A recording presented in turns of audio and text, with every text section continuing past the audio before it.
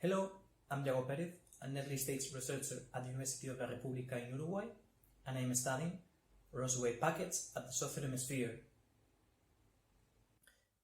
But what are Rossby wave packets and why should we study them? They are a phenomenon related to how the wind circulates around the Earth. The wind distributes thermal energy from the warmest locations in the Earth to the coldest, so anyone could think that the wind should start at the equator and then go towards the poles.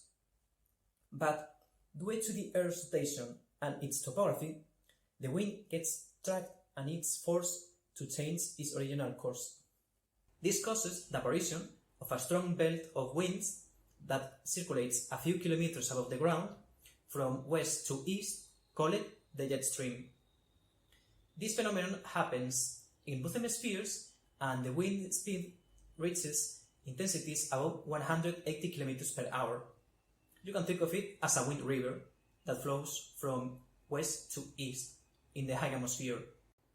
The wind river shows meanders in its course, but sometimes the amount and curviness of these meanders achieves such an intensity that the whole wind river starts resembling like a snake movement. These are the Rossby packets that I'm studying. The apparition of these meanders, among other factors, is influenced by the presence of high mountain ranges, such as the Himalaya at the Northern Hemisphere or the Andes at the Southern Hemisphere.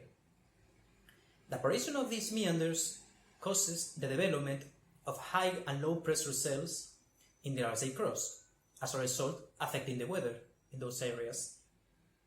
Usually, these meanders last only for a few days, less than a week. But under some circumstances, they are able to stay in the atmosphere from 1 to 3 weeks.